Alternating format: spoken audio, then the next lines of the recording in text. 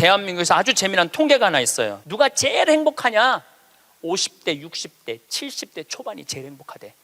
놀랍게도 여러분들이 제일 행복하대. 왜냐하면은 지금 중고등학교들은 공부해서 괴롭지, 대학생들은 시험 보느냐고 괴롭지, 직장인들은 스트레스 받아서 괴롭지, 여러분들은 사실은 그런 괴로움이 거의 없어요. 그냥 또 내 강의는 또 들어가고 내가 이놈들한테 돈 주나 봐라 그리고 그 돈 가지고 알차게 먹고 마시고 노는 분들이 많아요. 500만 원만 남기고 나는 간다 이런 생각 가지고 있는 분들이 많아. 그래서 너는 너, 나는 나, 이게 참 중요합니다. 너는 너, 나는 나예요. 너하고 나하고 엉길 필요는 하나도 없어요. 자식 인생은 자식 인생, 내 인생은 내 인생이에요. 근데 우리는 자기를 위해서 쓰는 거를 못해. 해봤던 적이 없어. 자기를 위해서 1,000원도 써봤던 적이 없어. 1,000원도 벌벌 떠는 분들이 많아. 내가 그렇게 얘기했는데도 1,000원도 벌벌, 여기 많을 거야. 1,000원도 벌벌 떠는 분들이. 내가 이걸 언제 아느냐 하면은 내가 할머니들이랑 성지순례를 가보면 알아요. 성당에서 이제 한 할머니들 30분이랑 성지순례를 가잖아요. 인천공항에 딱 나타날 때 보면은 처음에 몰라봐요. 성당에서 보던 할머니랑 인천공항에서 보는 할머니랑 너무 달라. 선글라스 딱 끼고 스카프 목에 딱 두르고 돈을 얼마나 하는지 여기다 딱 돈가방 딱 차고 얼마나 멋있게 나오는지 몰라요. 그래갖고 이제 딱 이제 이 파리행 비행기를 타죠. 그럼 막 가슴이 벌렁벌렁 거리죠. 드디어 내가 해외 성지순례 파리, 로마, 이스라엘을 가는구나. 그래갖고 딱 파리에 내리면은요 가이드가 버스를 딱 갖고 나와요. 근데 되게 밤에 도착하거든요. 근데 딱 파리 시내를 지나가면은 파리는 직접 조명이 없어요. 다 간접 조명이야. 이렇게 밑에서 불을 쫙, 사람이요 직접 조명은 별로 기분이 안 좋은데 간접 조명은 은은한 게 좀 고상한 느낌이 들어요. 여러분들도 좀 고상하게 살고 싶으면 집에 직접 조명하지 말고 간접 조명 쫙 해놓으면은 딱 방에 들어가 보면은 집에 거실도 직접 조명하지 말고 밑에서 싹 쌓아올려 봐. 기분이 그냥 와인도 마시고 싶고 춤도 추고 싶고 그렇거든. 근데 딱 파리를 가다 보면 딱 그렇거든. 그리고 그냥 한가운데 에펠탑이 30분마다 막 반짝반짝 불, 거기 막 뭐 네온 사인 막 하면은요 기가 막혀요. 근데 가이드가 그래요. 여기 예술의 도시 오신 거 환영한다고. 내일 아침은 뷔페에서 식사를 하시고 오전에는 모나리자 미소를 보러 루브르 박물관을 갈 거라고. 그리고 건너편에 에펠탑이 있는데 에펠탑에 가서 사진 한 장 찍고 점심 식사하시고는 몽마르트 언덕을 올라갈 거다. 몽마르트 언덕을. 저녁은 세느강에서 선상 파티를 하고 밤에는 세계에서 가장 비싼 거리 쌍젤리제 거리에서 와인을 한잔하고 호텔로 들어갈 거다. 내일 스케줄은 이렇다. 그럼 진짜 가슴이 막 벌렁벌렁거려. 근데 막 하는데 여기는 다이아나비가 죽은 도로다. 그거 꼭 지나가더라고. 보니까 역사 뭐 나폴레옹이 막 그 뭐 개선문 막 이런 거 보면은 정말로 내가 드디어 이 예술의 도시 파리를 왔구나 그런 기분이 들어요. 근데 호텔 도착 5km 전에 가이드가 딱 일어나고 또 이상한 말을 해요. 여긴 에티켓이 참 중요하다. 문을 열면 잡아주는 게 에티켓이고 여러 가지 얘기를 해요. 그런데 여러분들 내리면은 포터들이 가방을 여러분들 방에 갖다 줄 텐데 $1 팁을 주는 게 에티켓이다. 그리고 호텔에서 나올 때는 그 침대에다가 왜냐하면은 그 침대 청소하는 사람들은 월급이 없어요. 다 그 팁으로 사는 거예요. 다 이민자들이 하는 거니까 $1를 내려놓는 게 에티켓이다. 그 얘기를 딱 들으면은 할머니들이 이때부터 머리가 복잡해지기 시작하는 거야. 생각지 않았던 $2가 딱 튀어나온 거야. 생각지 않았던 $2가. 그래갖고 딱 호텔에서 딱 내리면은 정말 포터들이 막 모자를 쓰고 막 가방을 들고 가려고 하는 할머니들이 이렇게 말합니다. 놔두라고, 내가 들고 갈 거라고. 비행기 10시간을 타고 버스를 타고 얼마나 피곤해. 근데 그 큰 여행용 가방을 이제 밀고 끌기 시작하는 거예요. 그런데 한 30명 가면은 유럽의 호텔들은 엘리베이터가 다 작아요. 옛날 건물들이라 2명, 3명 들어가면 꽉 차. 그럼 또 재빠른 사람이 딱 들어가면은 이때부터 5분, 10분을 기다리면 승질이 나기 시작하는 거예요. 승질이. 로마에 도착하면 얘기하지 않아도 할머니들이 그 가방을 끌고 알아서 가요. 자기가 $1를 아끼려고. 호텔 나올 때도 까먹을 경우도 있지만 아까워, 다시는 안 오는데 그냥 나와버려. 그리고 압권이 있어요. 성지순례 끝나고 할머니들이 나한테 하는 말이 있어. 신부님, 세상에 나가보니까 매일 내 돈 뜯어먹는 도둑놈들밖에 없다고. 그리고 보통 1일 정도 순례를 나가는데 11일 동안 기억이 가방 끌고 다녔던 기억밖에 없는 거야. 가방 끌고 다녔던 기억밖에 없는 거야. 성지고 뭐고 힘들게 가방 끌고 다니면 나이는 먹었지. 그럼 보통 여러분이 한 450만 원 내고 가는 성지순례예요. 450만 원. 그러면은 하루에 $2면은 10일이면 $20야. $20. 그게 뭐가 아깝다고. 그 $1 때문에 벌벌 떨면서 놔두라고, 내가 들고 갈 거라고 그 무거운 가방을 그냥 $1 주고 땡큐 땡큐 하면 얼마나 좋아. 그런데 문제는 자기를 위해서 1,000원도 써봤던 적이 없는 거예요. 450만 원 내고 갔으면 기분 좋겠으면 얼마나 좋아. 근데 써봤던 적이 없는 거예요.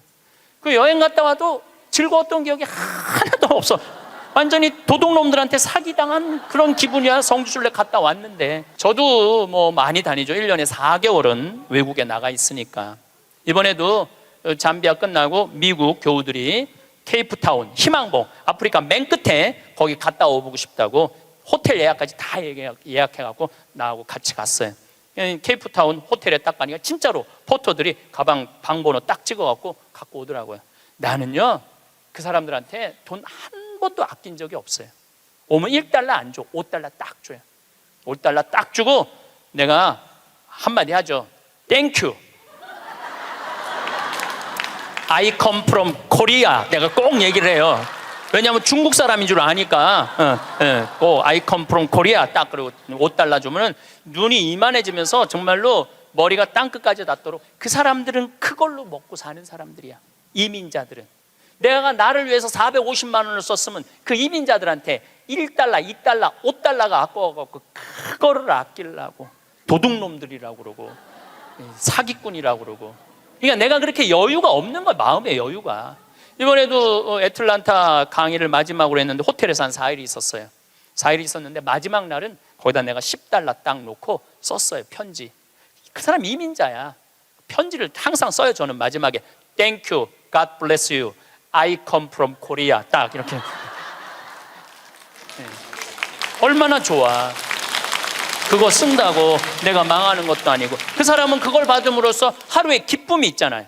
내가 남에게 무언가를 나눠줄 수 있는 큰 기쁨, 주는 기쁨이 있어야 되는데 우린 끝까지 아껴.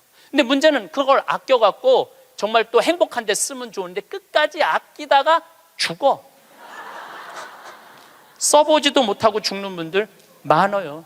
써보지도 못하고 죽는 분들 많아요. 그러니까 이제 마지막에 죽을 때 뭐라고 그러냐면은 나는 억울해서 못 죽는다고.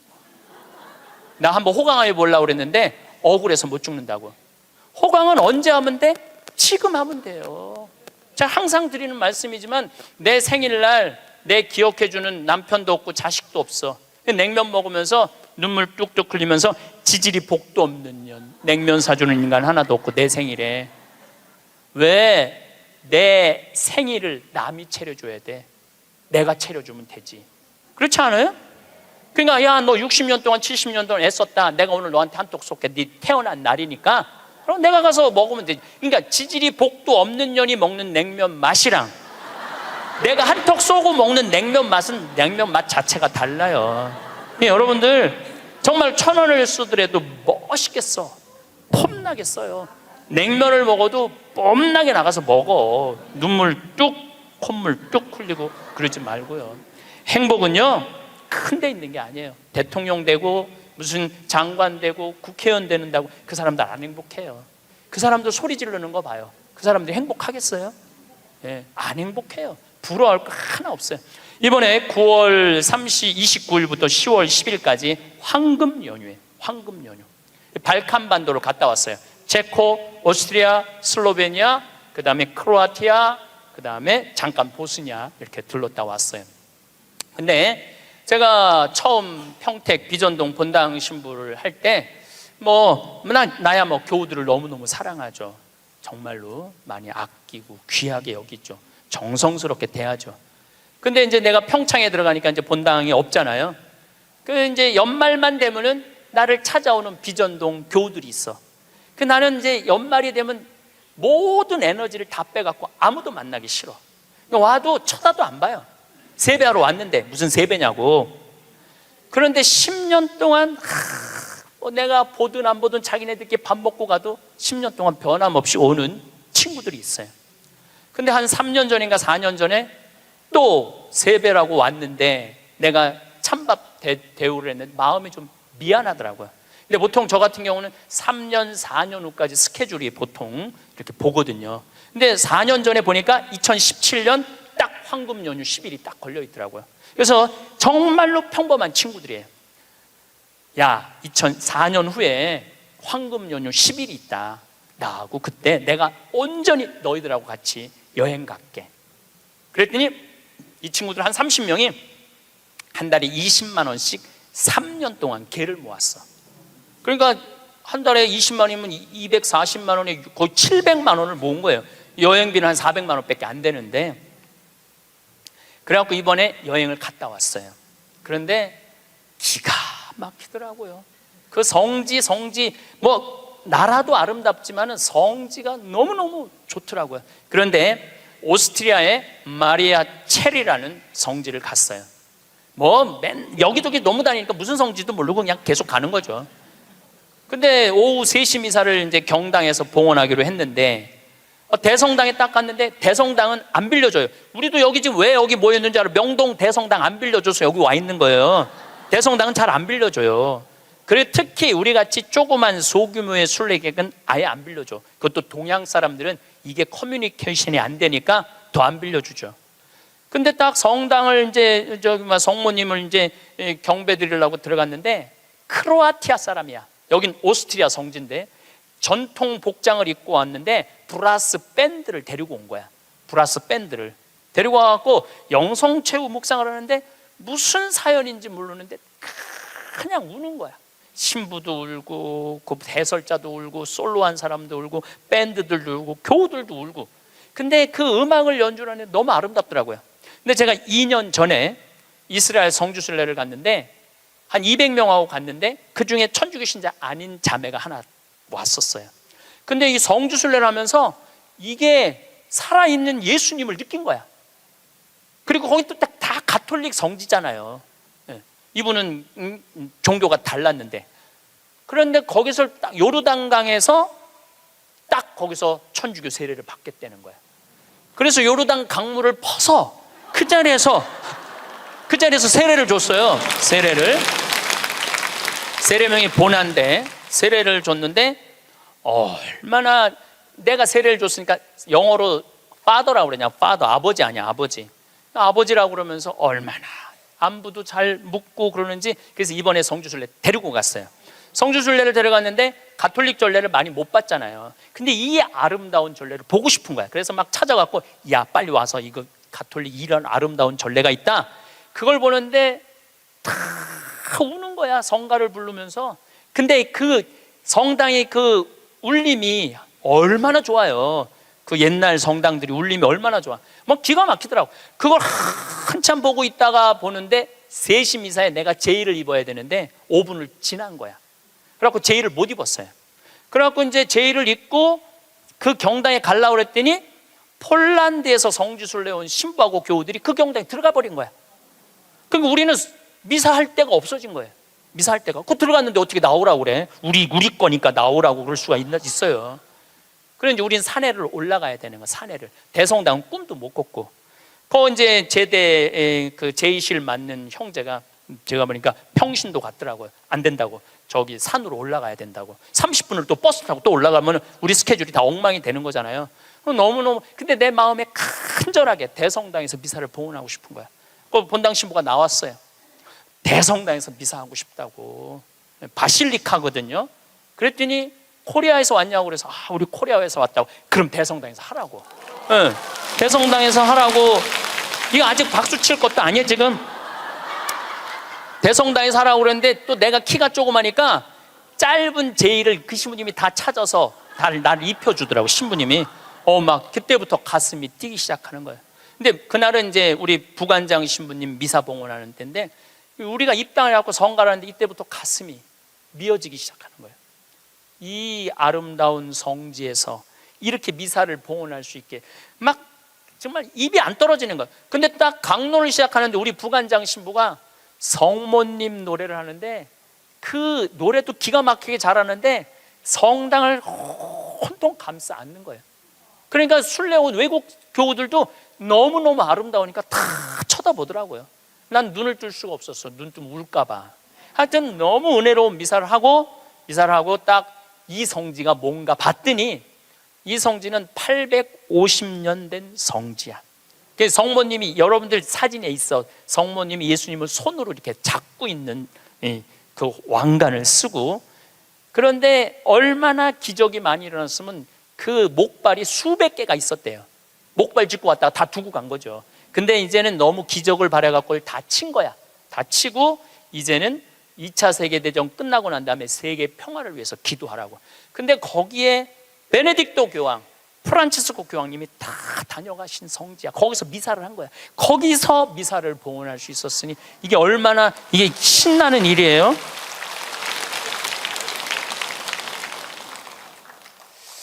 저는 그 은혜로운 미사를 봉헌하고, 물론 그 성당뿐만 아니라 곳곳의 성당에서 미사할 때마다 은혜를 너무나 많이 받았어요. 그런데 나하고 같이 30명이 성주순례를 갔는데, 거기 있는 분들은 다 일반 직장인들이야. 그냥 직장인들. 그렇게 열심히 신앙생활하고 신부한테 그렇게 잘하고 그렇게 착하고 성실하게 살아왔으면 그 정도는 누릴 자격이 있는 거예요.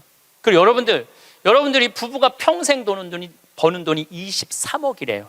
평균 대한민국에서 23억을 벌고 나를 위해서 500만 원 그 아름다운 성지순례 한 번을 못 가? 그리고도 지질이 복도 없는 년 성지순례에 보내주는 사람도 없고, 누가 가면 돼? 내가 가면 돼. 내가. 남이 왜 내 행복을 남편한테 떠넘겨? 왜 내 행복을 자식한테 떠넘겨? 내 행복의 주인공은 누구야? 나야. 내가 나를 행복하게 해주면 돼요. 내가 남한테 바랄 거 하나 없어. 섭섭할 것도 하나 없어요. 저는 이 가장 잔인한 부모가 자식 판검사 만드는 부모가 가장 잔인하다고 생각해요. 여러분들 판검사 되려고 그러면요, 태어나서부터 공부하기 시작해야 돼. 얘네들 태어나서부터 누워있으면 기역, 니은, 디귿, 리을 돌아가야 돼, 얘네들은. 그리고 초등학교, 중고등학교 때 해가 뜨는지 달이 뜨는지 모르고 살아야 돼요. 여러분들 그 특목고 들어가려고 그러면 새벽 2시, 3시까지 공부해요. 학원에서 그렇게 시켜요. 그렇게 공부를 해야 돼. 그러니까 얘네들은 행복이 뭔지 잘 모르는 애들이야. 그리고 엄마 나 좀 놀러 좀 갈 거야, 친구들하고 이번 토요일. 이놈의 새끼야, 네가 놀러 갈 시간이 어디 있어. 너 공부 열심히 해서 서울대학 들어가갖고 삼성에 취직해서 그때부터 너 행복해. 여러분들 1살부터 30살까지 안 행복한 애가 삼성에 들어가는 날부터 행복할까요? 저는 그런 일은 없다고 생각해요. 그냥 쭉 행복한 애가 행복하게 사는 거예요. 공부해갖고 좋은 자리에 가갖고 행복할 수가 없는 거예요. 그러면은 대학교 들어가갖고 사법고시 시험 본다 그러면은요, 정말로 코피 터져가면서 일해야 돼. 공부해야 돼요. 엉덩이에 땀띠 나면서 공부해야 돼. 그래갖고 사법고시를 합격을 했어. 보통 1000명 정도 뽑거든요. 많이 안 뽑을 때는 500명 뽑고, 연수원에서. 그럼 사법고시 합격했다고 다 판검사 되는 게 아니에요. 1등부터 100등까지 판사, 100등부터 200등까지 검사, 200등부터 1000등까지 변호사야. 변호사 중에 반 이상은 지금 300만 원도 못 번대요. 그렇게 청춘을 다 날리고 학창시절을 다 날렸는데도 돈 못 벌어요. 그러면 정말로 우리 집에 판검사가 나타나, 평창에는 막 판사가 됐으면, 사법고시 합격하면은요, 읍내 막 이 사법고시 합격, 누구네 집 자녀, 셋째 자녀 합격 막 걸어놓고 난리도 아니야. 정말로 신나요. 우리는 사무관만 승진해도 누구 사무관 축하 막 이렇게 걸어놔요. 그래갖고 판사가 됐어. 그러면은 미래가 창창하고 앞날이 활짝 펼쳐질 것 같아요. 만나는 사람이 누구냐면은 사기꾼, 강도들 만나는 거예요. 평생. 여러분들, 사람이요, 누구를 만나고 사느냐에 따라서 그 사람의 행복의 질이 결정돼요. 누구를 만나고 사는. 아니, 판사 재판을 해야 되는데 집에 와서도 저놈이 정말 죽였을까 안 죽였을까 이런 생각을 평생 하고 사는 판사가 뭐가 부러워요? 그리고 자기 자식 판사로 밀어넣는 부모가 훌륭한 부모예요? 저는 그렇게 생각하지 않아요. 하고 싶은 일을 하고 살아야 돼. 사람은 하고 싶은 일을. 제일 하고 행복한 사람이 누구냐 하면은 사진 작가래요. 지금 촬영하는 저분들 제일 행복한 분들이래. 사진 작가들 제일 행복하다고 그래요. 아름다운 거 찍잖아요. 그리고 제일 보람을 느끼는 건 성직자들. 신부님, 저 신부님 때문에 저 지금 잘 살고 있어요. 신부님 때문에 술 끊었어요. 신부님 때문에 우울증 고쳐졌어요. 그런 얘기 들을 때마다 아, 내가 이 자리에 있어야 되겠구나, 그런 생각을 많이 하죠. 제가 이 본당 신부 때 어떤 친구가 있었느냐면 전국 학력고사 수석, 서울대 수석, 법대 수석, 사법연수원 수석한 친구가 있었어요. 20년 전 얘기예요. 근데 이 친구는 다 대법관 후보라고 그랬어. 근데 이 친구는 바로 로펌 회사로 빠져서 법률 회사로 판사 임용을 신청하지 않았어요. 왜 법률 회사로 빠졌느냐? 그랬더니 하는 말이, 신부님, 소신 재판할 자신이 없습니다. 소신 재판할 자신이 없습니다. 자, 여기서 우리가 이거 묵상거리입니다. 어떤 묵상거리냐 하면은 그 똑똑한 애들이, 그 능력 있는 애들이 판사가 돼갖고요, 위에 눈치 봐가면서 재판하는 거예요. 그것처럼 잔인한 일이 어디 있어요?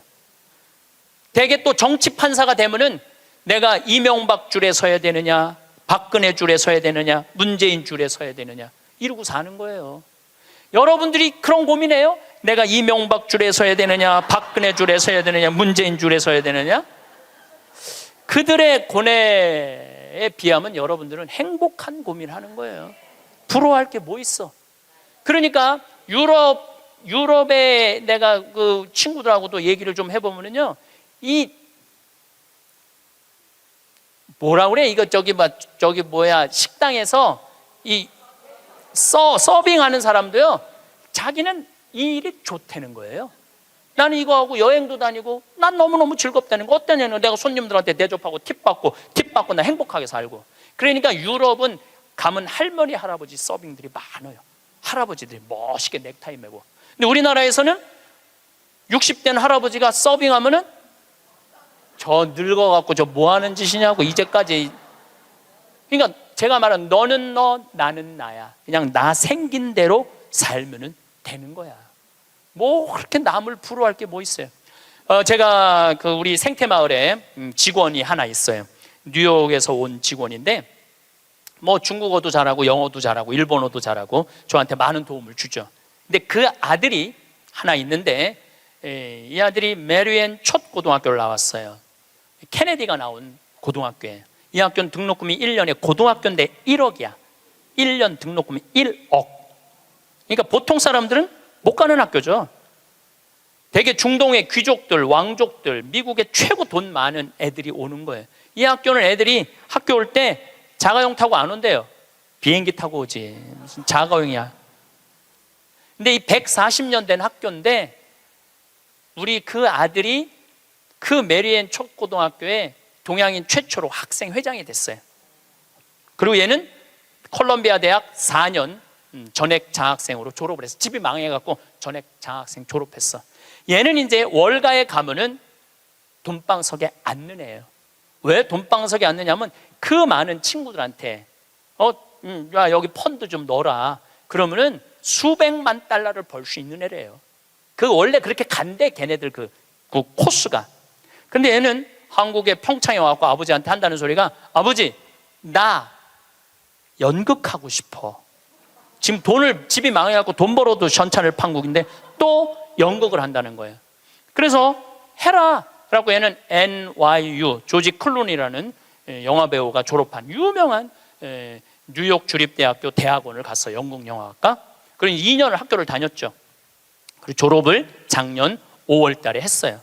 그러니까 이제는 뭐를 해야 돼? 연주를 해야 될 거 아니야. 오디션을 봤는데 시카고에서 조지 해밀턴이라는 뮤지컬이 있어요. 해밀턴은 미국의 독립 아버지야. 3인의 독립 아버지야. 시카고에서 6개월 동안 했는데 1800석 6개월 전석 매진이래요. 근데 얘가 오디션을 봤는데 뭐에 됐느냐면 조연의 대타. 조연이 아프면은 나가서 하는 대타로 됐어요.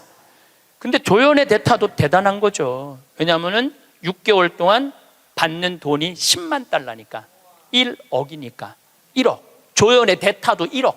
조연의 대타도 6개월을 끝났어. 그러니까 또 오디션을 또 봐야 될 거 아니에요. 이번에 이 친구가 5월 달 끝날 때쯤 오디션을 봤는데 이번에는 바로 브로드웨이에 가갖고 줄리 테이머 감독이라고 있어요. 이 사람은 누군지 모르죠? 스파이더맨은 알죠? 스파이더맨 만든 감독이에요. 그 다음에 라이언 킹 제작한 감독이에요. 세계적인 감독이죠. 이 감독이 이번에 M 버터플라이라는 연극을 하는데 거기에 주연으로 캐스팅이 됐어요. 주연으로 한국인 최초로 캐스팅이 됐는데 이 지난 10월 27일 며칠 전에 첫 공연을 했어요. 아버지가 갔다 왔어. 사진, 사인도 나한테 해서 다 보냈더라고요. 이 5개월 연극인데 50만 달러래. 한 달에 1억씩 버는 거, 한 달에 1억씩. 돈을 버는 게 중요한 게 아니라 하고 싶은 일을 하는 게 중요한 거예요. 하고 싶은 일을 하는 게. 그러니까 얘가 줄리 테이머 감독의 캐스팅이 됐다니까 조지 해밀턴 시카고에서 마지막 공연을 조연의 대타한테 어떻게 했냐면 마지막 공연 3시, 7시 공연을 주연을 줬어요. 우리 잊지 말라고. 브로드웨이에 가도 우리 잊지 말라고 주연을 줬어. 주연을 줬는데 얘는 뮤지컬 배우, 연극 배우로서 치명적인 결함이 있어요. 나보다 키가 조금 더 커요. 그런데 마지막에 공연하는데 커튼콜을 하는데 15분 동안 커튼콜을 앵콜 박수를 치더라고요. 근데 키가 워낙 작으니까 다른 스태프들하고 같은 연극하는 친구들하고 하이파이브를 하는데 뛰어서 하이파이브를 하더라고요. 그런데도 15분 동안 앵콜 커튼콜을 했어요. 이 친구가 나한테 편지했어요. 신부님 정말로 감사하다고. 신부님의 배려, 유머, 내가 많이 웃긴가 봐요 걔한테.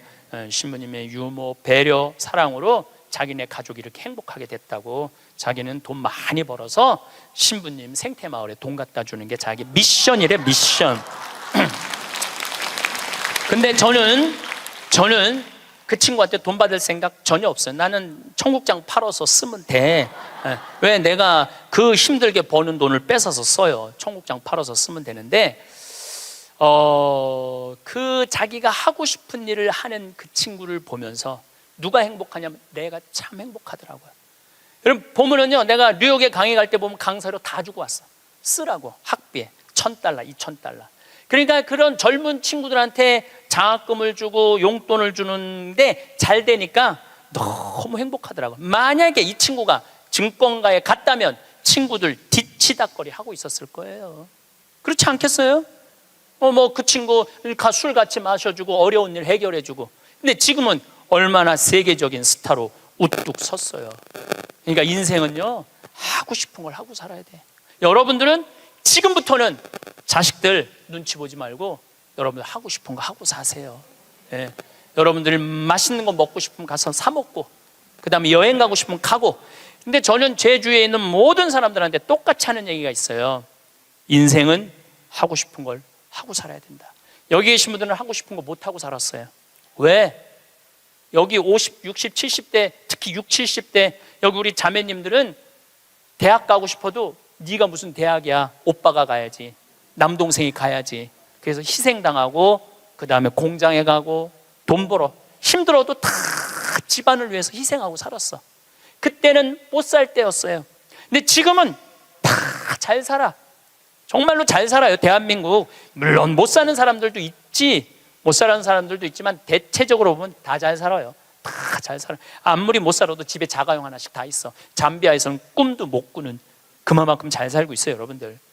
그러니까 마음대로 하고 싶은 대로 해도 되는 나라예요. 이제 지금 대한민국은 돈이 흘러 넘치는 나라예요. 뭐 경제가 좋으니 안 좋으니 그래도 지금 수출 같은 경우는 엄청나게 지금 잘 되고 있어요.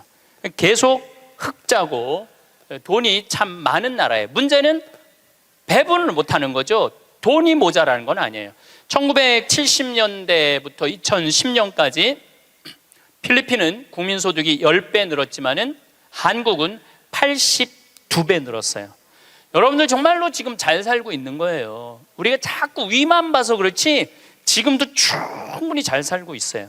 그런데 이렇게 돈이 많은데 정말로 우리가 잘 사는 나라일까요? 여러분들 잘 사는 개념이 뭘까요?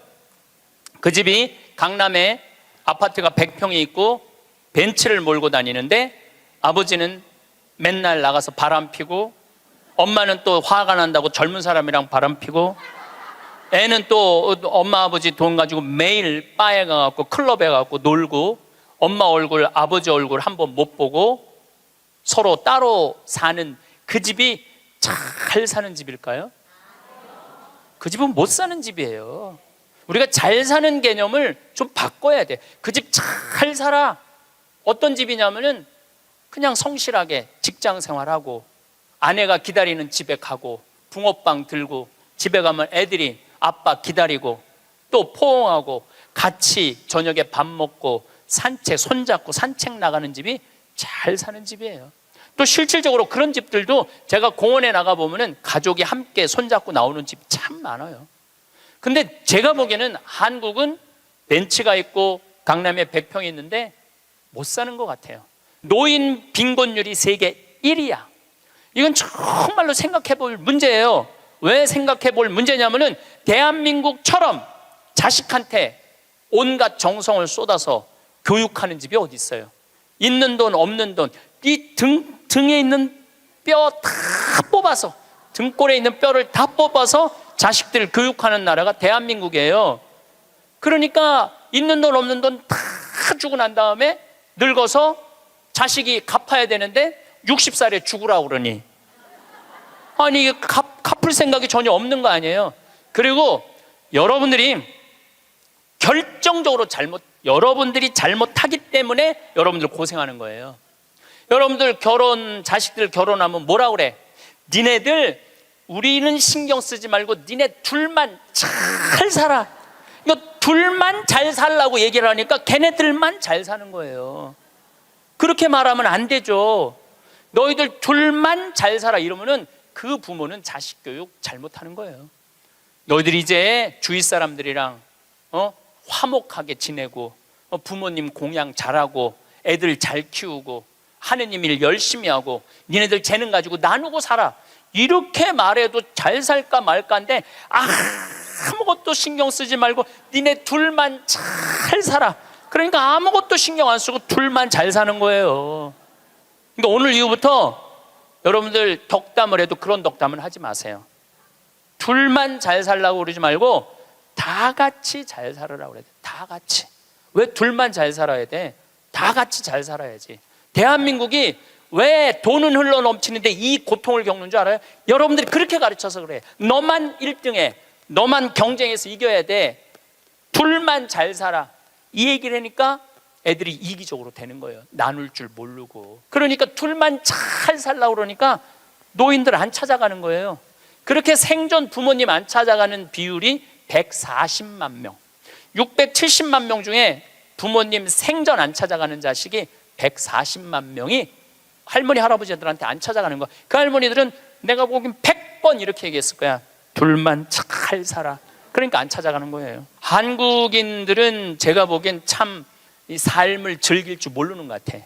여유가 없어. 우린 극단적이야. 너 이번에 대학 떨어지면 너하고 나하고 접시에 코 박고 죽자. 아니 대학 떨어졌는데 왜 코 박고 죽어? 곧 대학 떨어진 게 뭐라고. 떨어질 수도 있는 거지. 하다가 보면은 죽을 일은 아니잖아요. 아니 애가 초등학교 1학년 뭐 유치원은 빼고 초등학교 1학년 때부터 고등학교 3학년 12년 동안 애쓴 거야. 그럼 떨어졌으면 애가 마음이 얼마나 상처가 됐겠어요. 그러면은 어차피 너 주려고 이 대학 들어가면 주려고 등록금 500만 원 마련한 거 있는데 너 이거 갖고 유럽 배낭여행이나 갔다 와라. 훌훌 털어버리고. 그럼 애도 행복하고 엄마도 행복할 거 아니야. 근데 그 500만 원 놔두고 굳이 접시에 코 박고 죽어야 되냐 이거야. 그 500만 원을 멋있게 쓰면 되지. 지난번에 크로아티아 간 친구들이 너무 행복하다는 거야. 그래서 다음에는 과달루페 가자고. 멕시코 과달루페. 그래서 개를 뭘 파냐 보니까 그래서 갈 생각도 있어요. 같이. 전 과달루페를 2번 갔다 왔거든요. 하느님 만나는 거는 돈을 좀 써야 돼. 그냥 가만히 있는다고 만나죠. 하느님이 활동하시는 곳에 가서 체험을 해야지. 이어서 다음 시간에 그 뒷이야기를 하도록 하겠습니다. 가만히 생각해보면 우리는 참 많은 것을 미루며 살아왔습니다. 필요한 물건이 있어도 조금만 더 참자고 마음먹고 갖고 싶은 것이 생겨도 꼭 있어야 하는 건 아니니까 하고 넘어갑니다. 가족이 원하는 것에는 기꺼이 지갑을 열지만 정작 나를 위한 일에는 손이 잘 가지 않습니다. 이상한 일입니다. 내가 번 돈이고 내가 쓸 수 있는 돈인데 유독 나를 위해서만은 쓰기가 어렵습니다. 이런 마음이 어디서 시작되었는지 정확히 알 수 없지만 어느새 당연한 것처럼 자리 잡았습니다. 새 옷이 필요해도 있는 걸로 입으면 되고 몸이 조금 불편해도 참을만 하니까 괜찮다고 여깁니다. 맛있는 음식을 먹고 싶어도 집에서 해 먹으면 되지 않느냐고, 여행을 가고 싶어도 다음 기회에 가면 되지 않느냐고 스스로를 설득합니다. 그렇게 하나씩 미루다 보면 결국 나를 위한 시간과 돈은 늘 목록의 맨 끝에 남겨집니다. 남을 위해 돈을 쓸 때는 망설임이 없습니다. 가족이 좋아할 물건을 살 때는 기분이 좋고 누군가에게 선물을 할 때는 뿌듯합니다. 하지만 나를 위한 지출 앞에서는 갑자기 계산이 빨라집니다. 정말 필요한가? 너무 비싼 건 아닌가? 이 돈으로 다른데 쓸 곳은 없는가 하는 생각들이 꼬리에 꼬리를 물고 일어납니다. 결국 손에 들었던 물건을 내려놓고 다음에 다시 보자고, 더 생각해보자고 말하며 가게를 나옵니다. 집에 돌아와서도 그 물건이 계속 마음에 걸립니다. 사지 않은 것을 후회하면서도 동시에 사지 않아서 다행이라고 생각합니다. 이런 모순된 감정 속에서 우리는 늘 흔들립니다. 필요한 것인지 아닌지, 사도 되는 것인지 아닌지 끊임없이 스스로에게 묻고 또 묻습니다. 그리고 대부분의 경우 결론은 같습니다. 아직은 아니야. 조금 더 참아보자. 이런 모습을 검소하다고 말할 수도 있겠지만 사실 검소함과는 조금 다릅니다. 검소함은 불필요한 낭비를 줄이고 꼭 필요한 것에 집중하는 태도입니다. 하지만 나를 위한 지출을 계속 미루는 것은 필요한 것마저 불필요하다고 스스로를 설득하는 일입니다. 그것은 아끼는 삶이 아니라 나를 목록에서 지워버리는 삶에 가깝습니다. 진짜 아끼는 삶이라면 필요한 것과 불필요한 것을 구분할 줄 알아야 합니다. 쓸데없는 곳에 돈을 낭비하지 않되 꼭 필요한 곳에는 과감하게 쓸 수 있어야 합니다. 그런데 우리는 어떤가요? 나를 위한 것은 무조건 불필요한 것으로 분류해버립니다. 정말 필요한지 아닌지를 판단하기도 전에 나를 위한 것이라는 이유만으로 자동으로 거부합니다. 이것은 분별력의 문제가 아니라 나를 대하는 태도의 문제입니다. 우리는 언제부터인가 나보다 다른 것들을 먼저 챙기는 습관을 들였습니다. 가족을 위해, 집안을 위해, 해야 할 일들을 위해 끊임없이 무언가를 해왔습니다. 그 과정에서 나는 자연스럽게 뒷전으로 밀려났고 그것이 당연하다고 여기게 되었습니다. 나중에 여유가 생기면, 나중에 시간이 나면, 나중에 조금 더 상황이 나아지면 그때 하면 된다고 생각했습니다. 하지만 그 나중은 생각보다 쉽게 오지 않았고 설령 왔다 하더라도 그때쯤이면 또 다른 이유로 미루게 되었습니다. 처음에는 정말 어쩔 수 없어서 미뤘을 겁니다. 형편이 넉넉하지 않았고 우선순위를 정하자면 다른 것들이 앞설 수밖에 없었습니다. 그런데 그런 시기가 지나고 나서도 미루는 습관만은 그대로 남았습니다. 이제는 조금 여유가 생겼는데도 여전히 나를 위한 지출은 가장 마지막 순위에 둡니다. 몸에 밴 습관이라는 것이 이렇게 무섭습니다. 상황이 바뀌어도 마음가짐은 쉽게 바뀌지 않습니다. 이렇게 나를 뒤로 미루는 일이 반복되면 어느 순간부터는 나를 위한 지출 자체가 낯설고 어색하게 느껴집니다. 가게에서 마음에 드는 물건을 보고도 이걸 사도 되나 하는 의심이 먼저 듭니다. 맛있는 음식점 앞을 지나가도 혼자 들어가기가 어색합니다. 필요한 물건을 장바구니에 담아도 계산대 앞에서 망설이게 됩니다. 이 모든 순간에 공통적으로 떠오르는 생각은 하나입니다. 이 정도는 참아도 되지 않을까? 그런데 참는다는 것이 과연 무엇일까요? 불편함을 견디는 것, 원하는 것을 포기하는 것, 필요한 것을 미루는 것. 이 모든 것이 참는다는 이름으로 정당화됩니다. 하지만 왜 참아야 할까요? 누구를 위해서, 무엇을 위해서 참는 걸까요? 막상 이렇게 물으면 명확한 답이 나오지 않습니다. 그냥 습관적으로 당연하게 참아왔을 뿐입니다. 하지만 가만히 돌아보면 우리는 이미 충분히 참아왔습니다. 해야 할 일들을 묵묵히 해냈고 책임져야 할 것들을 책임졌습니다. 힘들어도 내색하지 않고 지쳐도 쉬지 않고 걸어왔습니다. 누군가는 이 모습을 보고 대단하다고 말할 수도 있겠지만 정작 스스로는 그저 당연한 일을 했을 뿐이라고 생각합니다. 그래서 더욱 나를 위한 보상이나 위로를 떠올리지 못합니다.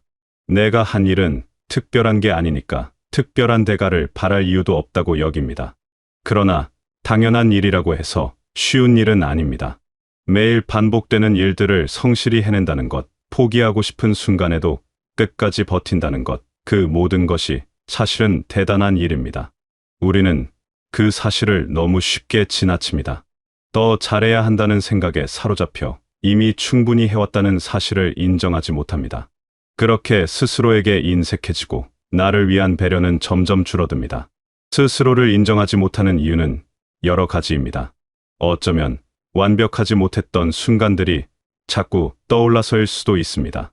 더 잘할 수 있었는데 하는 아쉬움, 다르게 할 수 있었는데 하는 후회가 마음 한구석에 남아 있어서 스스로를 칭찬하기가 어렵습니다. 하지만 완벽한 사람은 없습니다. 누구나 실수하고 누구나 부족한 부분이 있습니다. 그럼에도 불구하고 계속 나아가려 애쓴 것, 그것만으로도 충분히 가치 있는 일입니다. 나를 위한 지출이 낭비처럼 느껴지는 이유도 여기에 있습니다. 내가 한 일이 충분하지 않다고 느끼면 나를 위해 돈을 쓰는 일이 과분하게 느껴집니다. 아직 더 해야 할 일이 남았는데 벌써 나를 챙기는 것이 이기적으로 보입니다. 하지만 이것은 잘못된 생각입니다. 나를 위한 지출은 사치가 아니라 존중입니다. 내가 나를 소중히 여기는 마음의 표현이고 나의 삶을 가치 있게 여기는 태도입니다. 존중이라는 말이 거창하게 들릴 수 있지만 사실은 아주 기본적인 것입니다. 나를 한 사람으로 인정하는 것, 나의 필요와 욕구를 정당한 것으로 받아들이는 것, 나의 행복을 중요하게 생각하는 것. 이런 것들이 바로 스스로를 존중하는 태도입니다. 그리고 그 존중은 구체적인 행동으로 나타나야 합니다. 마음속으로만 나를 소중히 여긴다고 해서는 아무것도 달라지지 않습니다. 실제로 나를 위한 시간을 내고, 나를 위한 돈을 쓰고, 나를 위한 선택을 해야 합니다. 큰 돈을 쓰라는 이야기가 아닙니다. 거창한 것을 하라는 이야기도 아닙니다. 다만 필요한 것을 필요하다고 인정하고 갖고 싶은 것을 갖고 싶다고 솔직하게 받아들이는 것입니다. 몸이 불편하면 편한 신발을 사고 추우면 따뜻한 옷을 입고 먹고 싶은 음식이 있으면 망설이지 않고 먹는 것입니다. 이런 작은 허락들이 쌓이면 삶은 조금씩 달라집니다. 나를 위한 시간이 생기고 나를 위한 공간이 만들어집니다. 작은 것부터 시작하는 것이 중요합니다. 갑자기 큰 변화를 시도하면 오히려 부담스럽고 죄책감만 커질 수 있습니다. 대신 아주 작은 것 하나부터 바꿔보는 겁니다. 평소에 먹던 것보다 조금 더 좋은 과일을 사본다거나 늘 미뤄왔던 작은 물건을 하나 산다거나 가보고 싶었던 가까운 곳에 나가본다거나 하는 식으로 말입니다. 이런 작은 시도가 익숙해지면 점점 더 큰 것들도 자연스럽게 할 수 있게 됩니다. 처음에는 어색할 수 있습니다. 지금껏 참는 것이 익숙했기 때문에 허락하는 것이 낯설게 느껴집니다. 가게에서 물건을 살 때도, 식당에서 음식을 주문할 때도 계속 이래도 되나 하는 생각이 듭니다. 하지만 그 생각이 들 때마다 스스로에게 말해주어야 합니다. 괜찮다고, 이 정도는 충분히 누려도 된다고, 나는 그럴 자격이 있다고 말입니다. 자격이라는 말도 사실은 이상합니다. 나를 위해 돈을 쓰는데 무슨 자격이 필요할까요? 하지만 우리는 무의식 중에 그런 생각을 합니다. 내가 이걸 누릴 만큼 충분히 했는가? 내가 이걸 가질 자격이 있는가? 하고 끊임없이 자신을 검열합니다. 그리고 대부분의 경우 아직 자격이 안 된다는 결론을 내립니다. 하지만 살아있다는 것 자체가 이미 자격입니다. 행복을 누릴 자격, 편안함을 느낄 자격, 좋은 것을 경험할 자격은 누구에게나 있습니다. 조심스럽게 시작해도 됩니다. 하루에 한 번 나를 위한 작은 선택을 해보는 것입니다. 평소보다 조금 더 좋은 재료로 음식을 만들어 먹거나 마음에 드는 작은 물건을 하나 사는 것입니다. 한 달에 한 번 내가 좋아하는 일을 하는 시간을 만드는 것도 좋습니다. 이런 작은 시도들이 익숙해지면 점차 나를 위한 시간과 돈이 자연스럽게 느껴집니다. 중요한 것은 죄책감 없이 누리는 것입니다. 나를 위해 돈을 썼다고 해서 누군가에게 미안해할 필요가 없습니다. 가족을 위한 지출을 줄여야 하는 것도 아니고 꼭 해야 할 일을 포기하는 것도 아닙니다. 다만 나도 그 목록 안에 포함시키는 것뿐입니다. 가족도 중요하고 해야 할 일도 중요하지만 나 역시 중요합니다. 이 사실을 인정하는 것이 첫걸음입니다. 죄책감은 우리를 가장 많이 방해하는 감정입니다. 나를 위해 뭔가를 하고 나면 이게 맞나 하는 불안이 찾아옵니다. 혹시 이기적인 건 아닐까? 혹시 너무 사치스러운 건 아닐까? 혹시 누군가에게 피해를 주는 건 아닐까 하는 걱정들이 따라옵니다. 하지만 이런 걱정의 대부분은 근거가 없습니다. 나를 챙긴다고 해서 다른 사람을 소홀히 하는 것이 아니고 나를 위해 돈을 쓴다고 해서 가족이 손해를 보는 것도 아닙니다. 다만 우리가 그렇게 믿도록 스스로를 길들여왔을 뿐입니다. 나중으로 미루지 않는 것도 중요합니다. 지금이 아니어도 된다는 생각은 결국 영영하지 않는 것과 같습니다. 내일 하면 되지, 다음 달에 하면 되지 하다 보면 결국 아무것도 하지 못하게 됩니다. 지금 필요한 것은 지금 해결하고 지금 하고 싶은 것은 지금 하는 것이 맞습니다.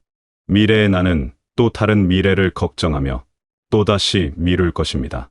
그러니 지금의 나를 돌보는 것이 가장 확실한 방법입니다. 우리는 늘 미래를 위해 현재를 희생합니다. 나중에 좋아질 거야, 나중에 여유가 생길 거야 하며 현재의 불편함을 감수합니다. 하지만 나중이 왔을 때 정말 좋아질까요? 대부분의 경우 나중이 와도 상황은 크게 달라지지 않습니다. 다만 나중으로 미루는 습관만 계속될 뿐입니다. 그러니 지금을 살아야 합니다. 지금 이 순간의 나를 소중히 여기고 지금 이 순간의 행복을 챙겨야 합니다. 나를 위한 지출이 삶의 만족으로 이어진다는 것은 작은 경험들을 통해 알 수 있습니다.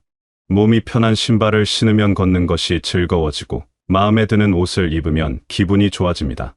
맛있는 음식을 먹으면 하루가 풍요로워지고 좋아하는 일을 하면 에너지가 생깁니다. 이런 작은 변화들이 모여서 삶 전체를 바꿉니다.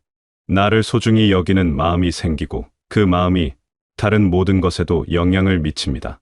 삶의 만족이란 결국 이런 작은 순간들의 축적입니다. 거창한 성취나 큰 사건이 아니라 매일의 작은 기쁨들이 쌓여서 만들어지는 것입니다. 편안한 잠자리, 맛있는 식사, 기분 좋은 산책, 마음에 드는 물건, 이런 소소한 것들이 사실은 삶의 질을 결정합니다. 그런데 우리는 이런 작은 것들을 너무 쉽게 포기합니다.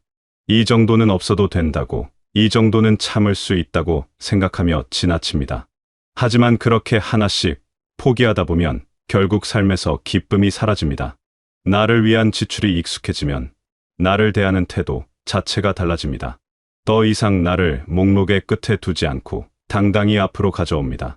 내가 원하는 것을 솔직하게 말할 수 있게 되고 필요한 것을 주저없이 요청할 수 있게 됩니다. 이것은 이기적인 태도가 아니라 건강한 태도입니다. 나를 존중하는 사람만이 다른 사람도 제대로 존중할 수 있기 때문입니다. 역설적이게도 나를 잘 챙기는 사람이 다른 사람도 잘 챙길 수 있습니다. 스스로에게 인색한 사람은 다른 사람에게도 진정으로 너그러울 수 없습니다. 자신의 필요를 계속 억누르다 보면 언젠가는 그 억눌린 감정이 다른 방식으로 표출됩니다.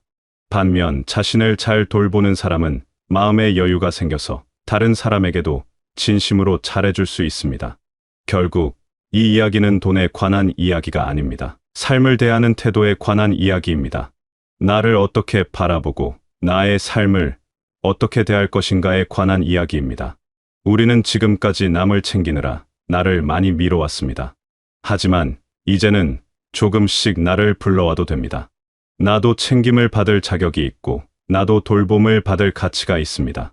나를 위해 돈을 쓴다는 것은 나의 존재를 인정한다는 뜻입니다. 내가 중요하고 내 삶이 가치 있으며 내 행복이 의미 있다는 것을 인정하는 행동입니다. 그 인정이 있을 때 우리는 비로소 온전히 살아갈 수 있습니다.